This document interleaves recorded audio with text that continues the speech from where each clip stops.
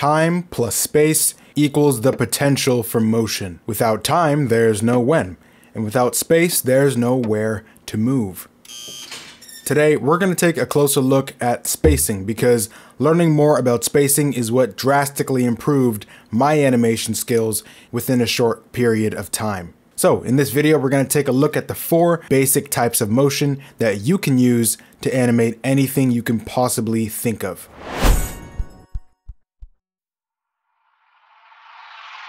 Your imagination doesn't have to improvise. You can synthesize the images that's on your mind and put a spark in your creation every single time. This is the new generation for the AI. Don't be aloof. Get your credits or you'll wake up in the queue. That's okay. Try your fleet, I'll put the link below for you. See if Spark Unlimited, go and generate your own images. Artificial intelligence is here, what you need, even if just for reference. CF Spark Unlimited, enter the text prompt, then ignition. Get your ideas out your head, ignite the spark for your next invention. What's up guys, it's Sebastian here from the Noble Frugal Studio. There are 4 fundamental types of movement or spacings that you can use to animate any motion you can think of. The first one is constant motion, which means an object moves at a consistent speed. The second one is ease in, the object starts slow and speeds up. The third one is ease out, which means the object comes in fast and slows down. And the fourth one is ease in, ease out, where the object starts slow, speeds up, and then slows down again. Learning how to animate these types of motion is the key to achieve smooth and natural animation in your portfolio. So grab your stylus and follow along as I demonstrate how to animate each one. And yes, you do have to actually follow along. Let's go. As always, we're going to approach animating each one of these types of motion by drawing the keyframes, the extremes, and then the breakdowns. Today, I'm using a free 2D animation program called OpenToonz to demonstrate all the animation in this video. My FPS is set to 24 frames per second, and we're going to be animating on 2s, which means one drawing every other frame. So follow along and I'll take you through each of these step by step. So we'll start with constant motion. So on our first frame, let's draw our A keyframe. I'm gonna do this with cubes because they're just kind of easy to draw. Then we're gonna go to frame 17. And then I'm gonna draw in our B keyframe. So label this A, circle it because it's a keyframe. Label this B. Alright, so we have our 2 keyframes. Now we're going to go in the middle, which is frame 9, and we're going to draw the breakdown, or the midpoint. So let's turn on onion skin, draw on frame 9. I'm just going to reference frame number 3. We'll draw right in the middle. This is the breakdown, so we underline it twice. Okay, now that we have our keys, extremes, and breakdowns, our core drawings, we can make our timing chart. So I'm going to go to frame A. We're going to go from A all the way down to B. And we have C in the middle. So this is what a constant motion timing chart is going to look like. So we know C is on frame 9, A is on 1, and B is on 17.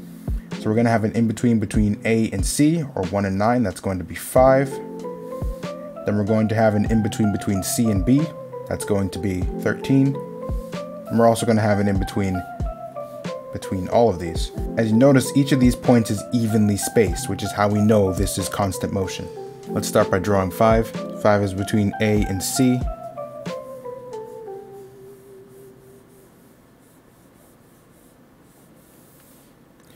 Let's draw 13 next.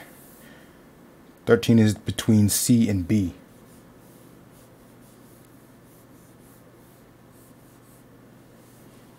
So it's good to name your in-between, so this is 7. Now we can fill in the rest of the in-betweens, which are on 2s. This is 3.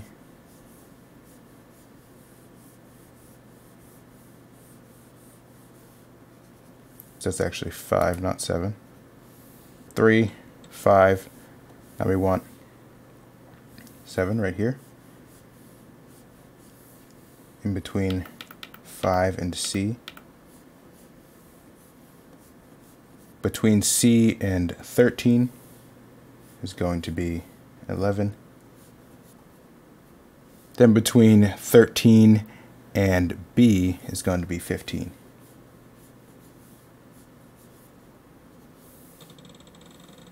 Okay, hit play and you have constant motion. Okay, next we're going to animate an ease in. So let's do the same thing. Draw our keys, extremes, and breakdown, and then write the timing chart.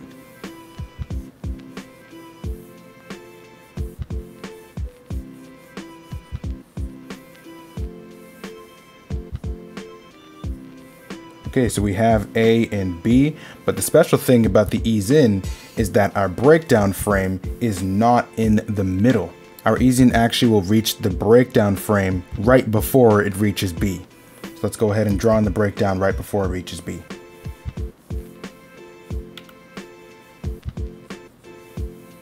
And we can represent this on our chart, A to B.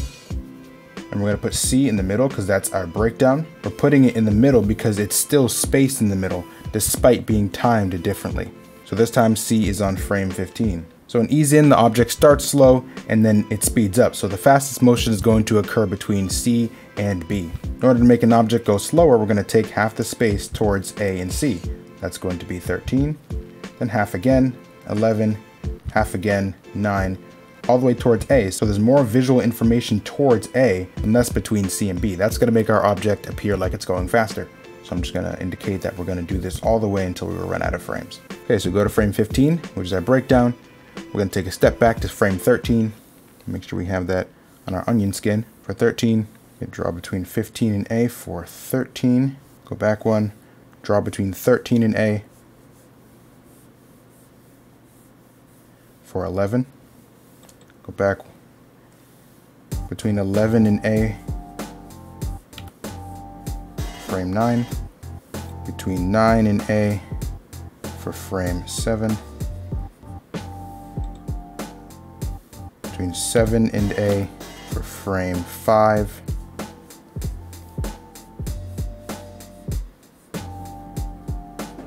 then between 5 and A for frame 3.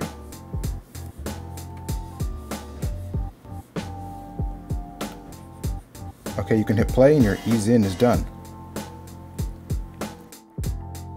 Next up is the ease out. So we're going to do the same thing by drawing on our keyframes first.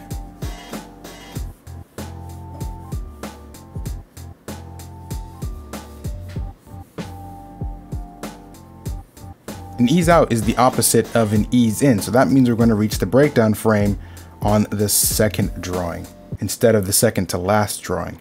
So that's going to fall on frame 3 for us. Reference B, and let's draw the breakdown in the middle between A and B, but on the second drawing. Let me see. Let's draw a timing chart.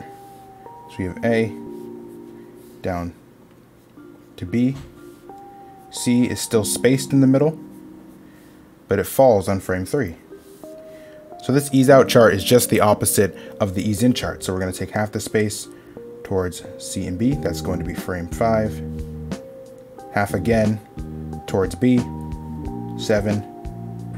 Half again, 9. Half again, 11, and so on. So let's go to frame 3. Take half of the space between C and B. This is frame 5. It's good to distinguish the difference between drawings and frames. So right now we're on frame 5, but we're on drawing number 3. So let's go to frame 7. Draw in between frame 5 and B, calling on frame 7. We're naming the in-between based on what frame it lands on. OpenToonz is numbering these in-betweens based on which drawing in the sequence they are. Now we're on frame 9. Let's go in between 7 and B. 11, let's go in between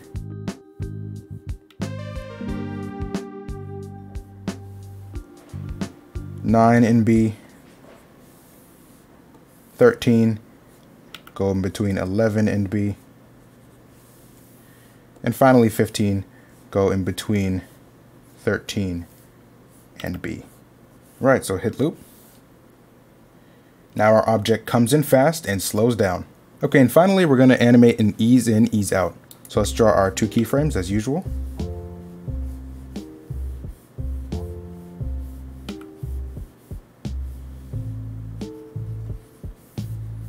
A and B.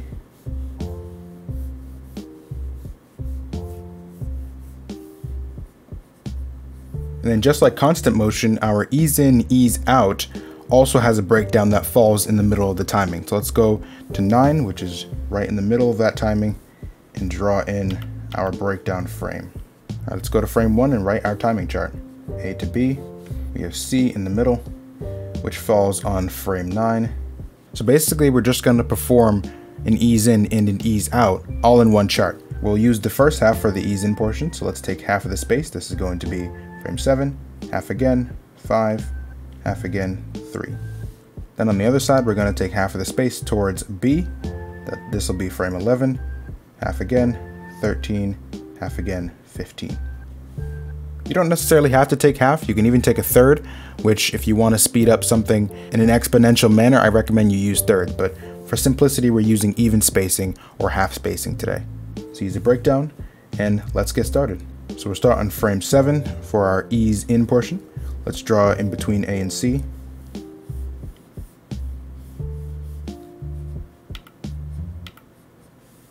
Go back to frame 5. Draw in between 7 and A. Frame 5. Then go to frame 3 and draw in between 5 and A. Frame 3. Okay, let's go on the other side. So we're going to go to frame 11. Let's draw in between C and B.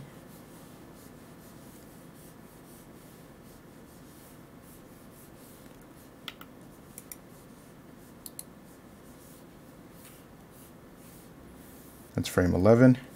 Then in between 11 and B.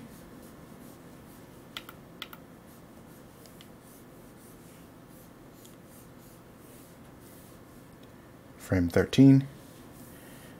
Then in between 13 and B will be frame 15.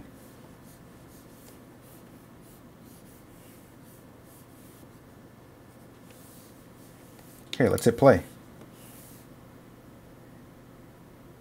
Now our box starts slow, speeds up in the middle, and slows down. All right, now that you know how to animate each of these types of motion, how do you apply this knowledge in a real-world animation? So after you've drawn your keys, extremes, and breakdowns, you can decide which type of motion would look best between each point. And then we record this information on our timing chart. For example, between A and the A extreme, I think an ease in, ease out would look best. Our character is coming from a rest position into an anticipation. So I want her to speed up and then slow down before she jumps. Then when she does jump, I want this whole thing to be an ease out. So we can have a nice airtime effect when it gets up to this keyframe. So I'm going to record that on my timing chart. So we have A to the A extreme. And I only have 1-2 frames to do this on, so I will just favor each frame. So a simplified ease in, ease out, I'm going to by using favors. So now we have from the A extreme to B, and we have AB, our breakdown in the middle. I want this to be an ease out, so my frames are going to fall in the AB to B portion. But I don't want them to be even spacing because I want the drawings to adopt the look of this drawing. So I'm going to go ahead and have these two in-betweens favor B. Let's get animating.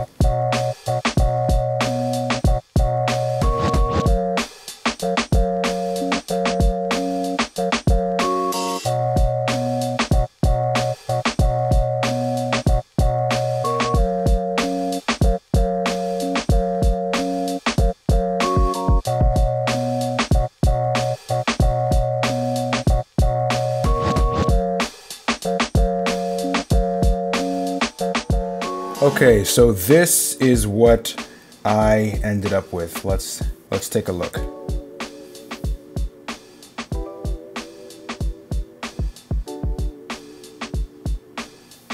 So originally I animated up to this B keyframe. I just did an ease in to the ground. Then the same ease in, ease out, back up. So let's break this down to see what we can learn about the different types of motion. So first we have the character anticipating a jump, almost like a spring compressing before it jumps up in the air. So that's gonna be our using ease in, ease out in order to achieve that. Did that via favors like so. Our character's going down, and then they spring up all the way to that B keyframe. So from here they spring up. There's no in-betweens between the crouch and the middle position. We only have two in-betweens up here. So we have an ease out going up. We had a breakdown right here and then our two in-betweens. And then I decided to add some more frames coming back down to give more airtime to this animation. So we have her coming back down and landing. So that's 1, 2, 3. And this is the breakdown, which is a smear frame. 1, 2, 3. That's going back downwards. That's an ease in. And then we end the entire animation the same way it started, with another ease in, ease out. So ease in, ease out to crouch, and then we got an ease out and ease in and an ease in, ease out. So you find that you'll be using ease in and outs quite a lot, especially if you're a character animator. Now I think it's worth mentioning that you may hear these types of motion referred to as linear motion, slow out, or slow in, but the point is that you want to identify whether an object is constant, speeding up, slowing down, or both. And now you know how to animate all four. So there you have it, guys. All you have to do in order to animate anything is to identify which type of motion the object you're referencing is employing. This works universally whether you're animating pose to pose or straight ahead. So I highly recommend that you practice animating all four of these types on a regular basis. So once again, guys, thank you so much for watching this video. If you enjoyed it, please leave me a like. That would help me out a lot. I had a blast making this video. I want to say a huge thank you to Creative Fabrica for sponsoring this video. If you guys want to check out CF Spark, the AI image generation tool, you can find the link to that in the description below. I also want to say a huge shout out and thank you to my patrons, Owen Art, Chut, and Donna on Patreon. Thank you guys so much for supporting my work. With that said, I will see you guys next time. Happy animating. If you guys want to learn more about timing and spacing, be sure to check out my courses, Timing and Spacing for Animation and How to Create In-Between Frames for Animation on Creative Fabrica. Peace.